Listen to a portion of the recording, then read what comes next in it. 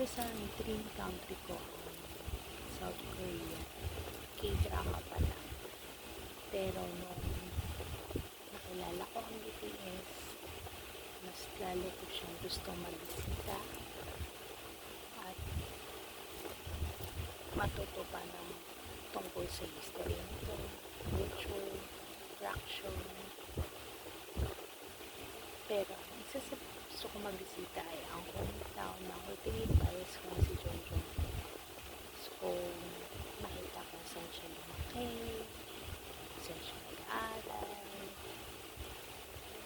at yung mga special attraction doon. Hindi lang naman dahil sa kanya maraming din mga lugar na pwede mong magbisita at ma-explore doon.